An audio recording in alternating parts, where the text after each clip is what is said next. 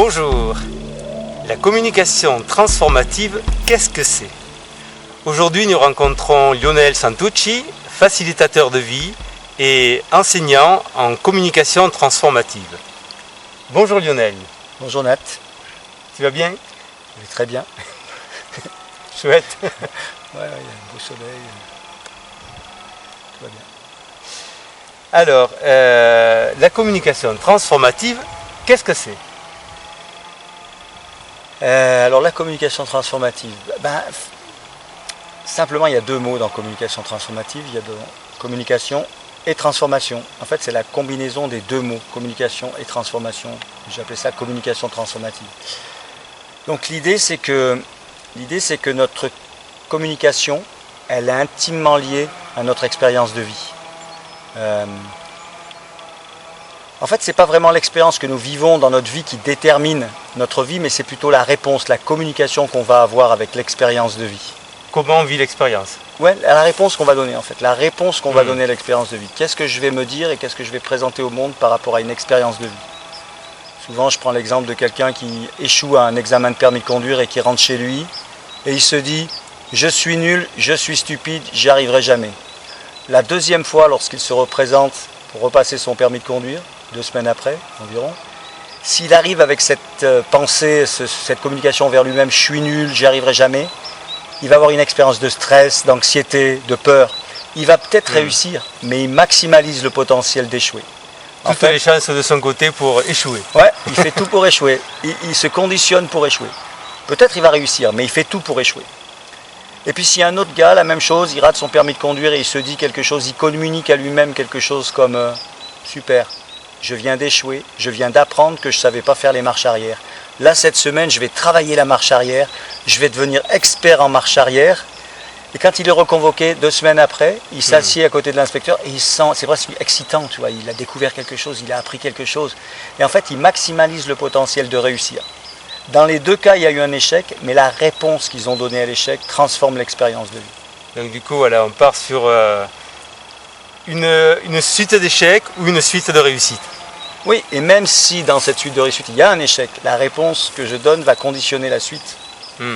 Donc en fait, ce n'est pas vraiment ce qui se passe, mais c'est la réponse que je vais donner qui va créer la suite de mon existence, l'expérience en fait. Non seulement l'expérience, d'après ce que j'entends, mais aussi comment on le vit. C'est-à-dire que dans un cas, j'ai échoué, c'est pas grave, je continue, mais j'expérimente, je me régale, quoi. Ouais. Ou alors, la vie est dure, quoi, je rate tout. Ouais. Ouais, en fait, c'est intéressant parce que, pour moi, l'expérience, c'est ça, c'est ce que j'expérimente de la vie. Et dans les deux mêmes cas, une personne qui va être dans « je suis nul » va expérimenter la frustration, la colère, la tristesse. Et une autre, dans la même situation de vie, va expérimenter une sorte d'excitation, de challenge, de défi. Donc, les deux types auront la même vie, mais en fait expérimentent la vie de 2 façons différentes. Et pourtant, l'expérience est la même. D'accord, donc comme quoi on peut, à partir de la même réalité, créer 2 réalités complètement différentes. Ouais. Et ce qui est intéressant, c'est que les 2 réalités, si tu veux, ce qui m'intéresse, moi, c'est que les 2 sont vraies. Il y a 2 vérités distinctes et 2 réalités distinctes. Et presque les vérités sont les mêmes dans un sens. Ils ont tous les 2 échoué, c'est la vérité. Mais leurs 2 réalités sont différentes. Il n'y a qu'une vérité et 2 réalités. Je trouve ça amusant. Ah, c'est magique. Ouais, je trouve ça amusant. On peut vivre tous dans la même vérité, où tout est vrai, ou je ne sais pas, mais la réalité qu'on expérimente n'est pas la même. Chacun de nous a une expérience différente, en fait. D'accord. Donc, comment se situe la communication transformative là-dedans? Ok, donc la communication transformative, je dirais que l'enseignement de la communication transformative, c'est un apprentissage à la non-réaction, justement.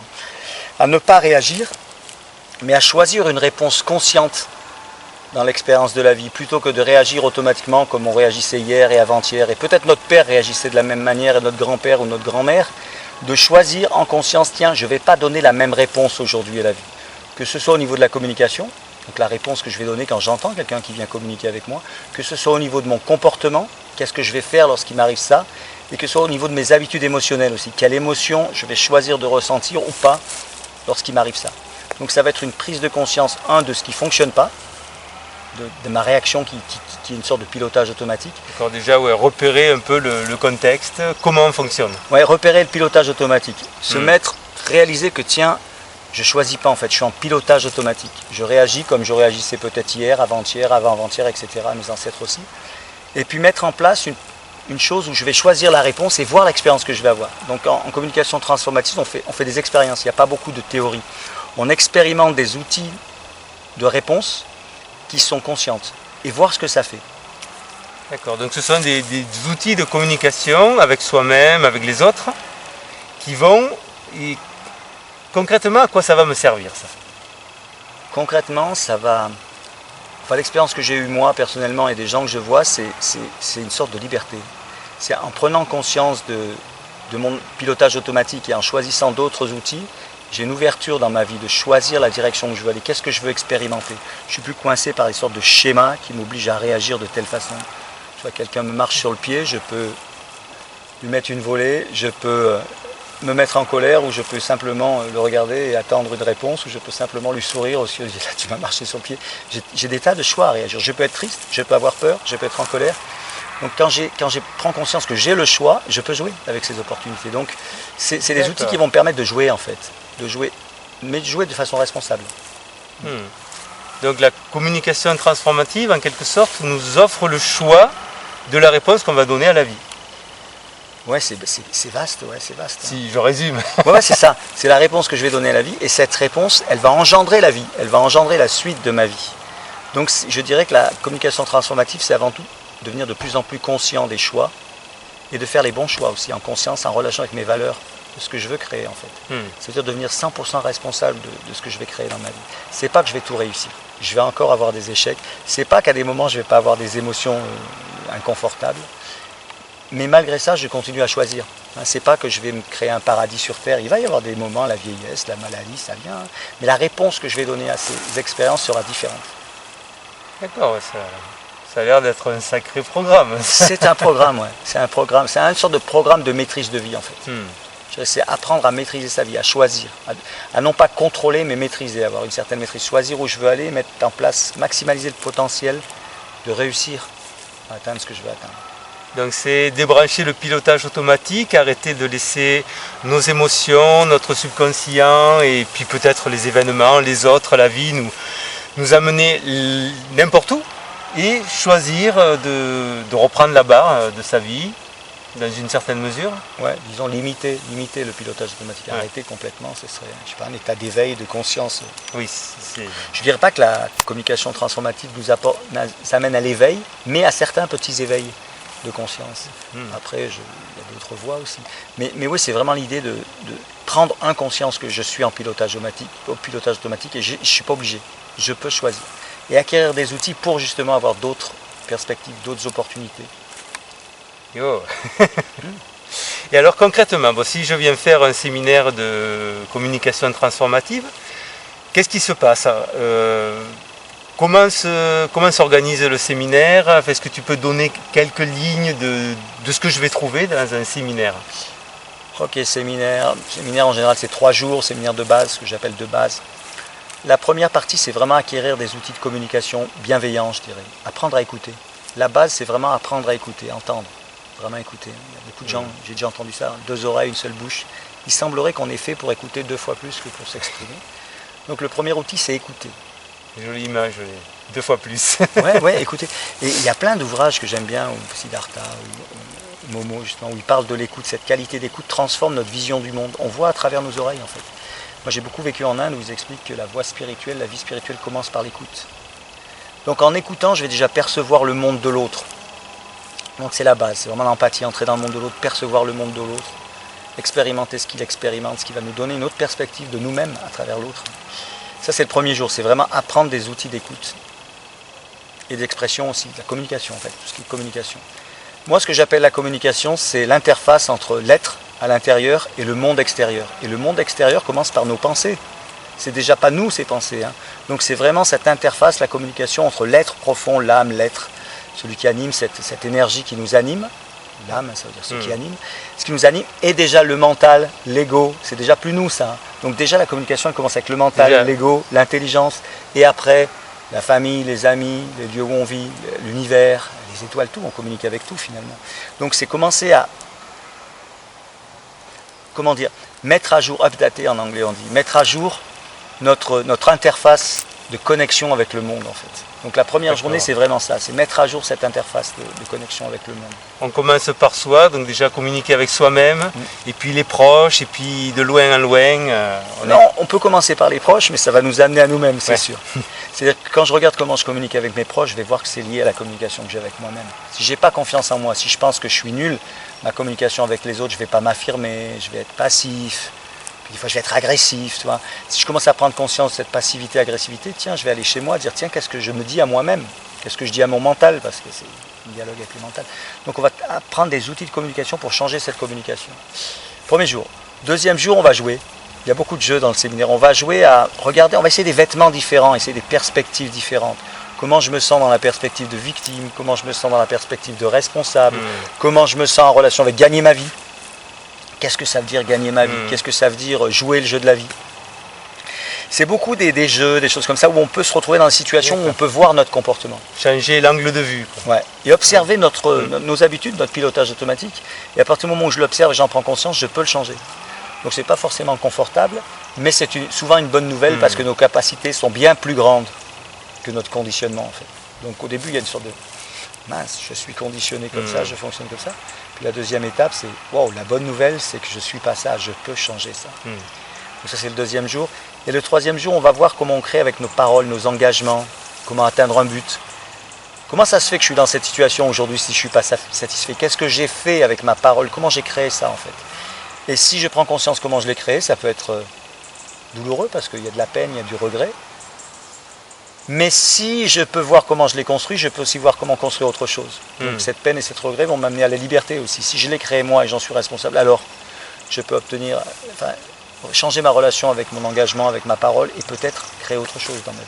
D'accord, donc la responsabilité d'avoir créé quelque chose qui ne me plaît pas me donne aussi la possibilité de créer quelque chose qui me plaît. Ouais. Une fois que je comprends le chemin. Oui. Si j'ai pu le créer, même si ça ne me plaît pas, si j'ai pu le créer, je peux sûrement créer quelque chose qui va me plaire. Et ça me fait penser à cette phrase que j'ai lue il n'y a pas longtemps, où là il y a eu plein d'événements en France, et puis je vois tout le monde veut le changement, tout le monde veut l'amour, tout le monde veut la paix, tout le monde veut que ça change. Il y a même le dernier président qui s'est présenté, c'était le changement, c'est maintenant. Tout le monde veut que ça change, mais personne ne veut changer. Donc moi ce que je propose, c'est prendre responsabilité de ce changement qu'on veut, et de créer, en fait, ce que disait Gandhi, de créer dans le monde ce que je veux voir dans le monde. Même individuellement, ça ne se fait pas du jour au lendemain, il y a un travail de changer nos habitudes, mais c'est possible d'être satisfait de soi déjà. Donc déjà, commencer par soi, puis le reste va se mettre en place petit à petit. Oui, il y a de grandes chances que si je suis satisfait moi, je crée quelque chose de positif pour les autres aussi. Si je suis insatisfait de moi-même, ça va être dur de changer le monde. Oui, ça va être difficile de demander au monde de changer si moi je ne fais pas ce pas. Ouais. Et puis j'ai aucun pouvoir sur l'autre. Comment je peux changer, comment je peux te changer toi? J'ai aucun pouvoir pour te changer toi. Même s'il y a quelque chose qui ne me plaît pas chez toi, j'ai pas le pouvoir de le changer. Je peux peut-être te le dire. Dans le séminaire, on apprend aussi à dire les choses, feedback, à vraiment se dire la vérité. Mais ça ne garantit pas que toi tu vas changer. Ça maximalise, si on a une relation proche, amitié, ça maximalise que tu te questionnes et que tu choisis si ça te plaît ou pas de le changer. Mais ça ne garantit pas que je vais changer. Je te mets un pistolet sur la tête, mais bon, tu vas peut-être le changer, mais c'est pas vraiment un changement de cœur. C'est plus une adaptation à l'environnement. Oui, c'est moi qui tiens les clés de mon changement. Ouais. Donc attendre que ce monde change, il y en a qui ont essayé, hein, ils ont pris des armes, ils ont pris différents trucs, mais l'effet n'est pas forcément réussi. Ça marche pas très bien. Non, il semblerait que les exemples des gens qui ont vraiment changé le monde, ce sont des gens qui eux-mêmes montraient l'exemple de ce qu'ils voulaient voir dans le monde. Je pense à Gandhi. Ouais.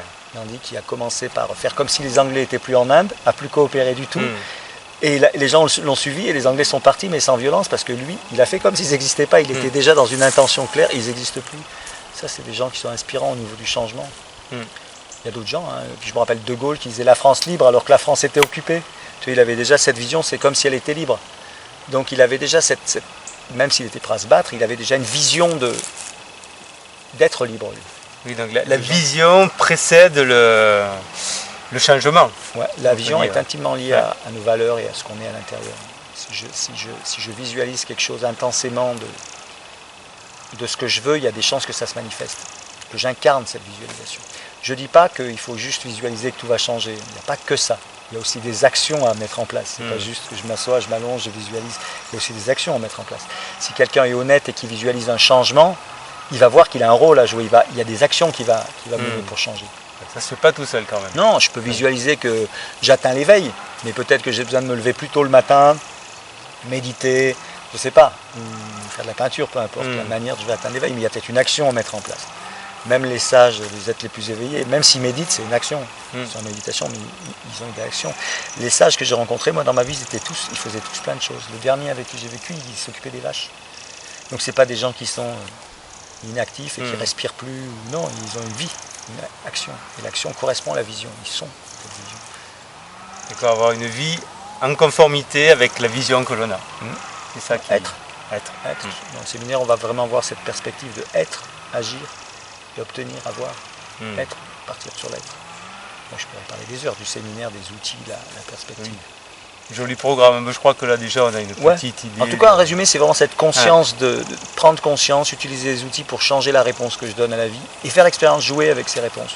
Qu'est-ce que tu en penses de ton expérience du séminaire, ta question ? Ça a vraiment débloqué des choses en moi. J'ai pris conscience de certains mécanismes qui étaient en dehors de la communication justement. Et donc j'ai vraiment appris à écouter l'autre, à rentrer dans l'empathie, à découvrir l'autre, le monde de l'autre. Et ça a été une révélation. Ouais, puis ça a l'air de te rendre plutôt joyeux qu'une austérité à écouter. Il y a des gens qui pourraient penser écoutez l'autre, non, il raconte toujours la même chose. Non, effectivement, écouter en étant actif dans cette écoute, il y a énormément de choses qui se passent. Oui, justement, ce que j'ai découvert, c'est que ce n'était pas du tout ennuyeux. Si on écoute à moitié, effectivement, on va écouter 10 personnes, ça va être plus ou moins 10 fois la même chose, quoi. Toujours des histoires de vie, des trucs qui ne marchent pas, etc.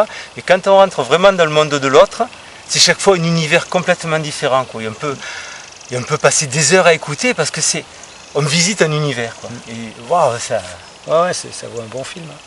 Complètement. Ouais. Et inattendu souvent. Parce que dans mon expérience, à moi, c'est souvent, j'ai rencontré des gens et j'avais des sortes de préjugés. Et puis en écoutant, waouh, il y a une mine d'or, il y a un trésor, il y a des diamants, il y a des pierres précieuses, des perles à l'intérieur de chaque être. Ouais, c'est ça la communication transformative, c'est visiter le monde de l'autre et donner une réponse différente justement après ça. Pour moi, c'est une formule de paix, c'est une formule de paix, de conscience, de changement. Et ça pourrait être enseigné à l'école et ça changerait pas mal de choses. La face du monde pourrait être différente. Il pourrait y avoir il y aura toujours mais ça pourrait aider pas mal de gens, quoi. D'ailleurs, si tu connais des gens qui sont intéressés, ils sont bienvenus. Je n'en doute pas. Ouais. Il va y avoir, je pense, du monde intéressé par ce que tu es en train de nous raconter. Alors, toi, ça fait combien de temps que tu es dans cette démarche, dans la communication transformative ? Alors moi, ça fait 11 ans que j'ai rencontré la personne qui m'a formé. Mais avant, c'est marrant parce que quand il m'a rencontré, il m'a dit, toi, tu es déjà un transformateur. Je n'avais pas les outils, mais déjà avant ça, moi, je suis parti avec mon accordéon faire le tour du monde pendant 10 ans. Il y avait une certaine démarche de recherche spirituelle, mais un peu sauvage. C'est vraiment découvrir le monde, qu'est-ce que je fous là. Il y avait ce questionnement depuis tout petit. Donc voyage autour du monde, donc j'ai appris quelque chose. Faire le tour du monde, c'est transformateur. Sans argent, tu vois, tu arrives à des endroits, il va falloir que les préjugés s'en aillent, il y a une certaine humilité. Et ensuite, j'ai fait 15 ans d'ashram. Et l'ashram aussi, c'est transformateur. Il y a quelque part où l'ego, il est un peu secoué, donc il y a eu un côté...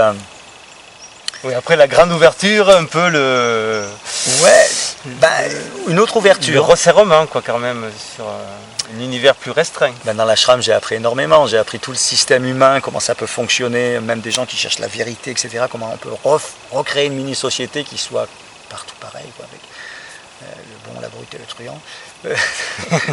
Donc j'ai appris énormément sur l'humain dans cet ashram. Et en même temps, j'ai appris des choses de yoga, de méditation qui m'aident encore aujourd'hui, que je pratique. Donc j'ai été gagnant dans tous les sens.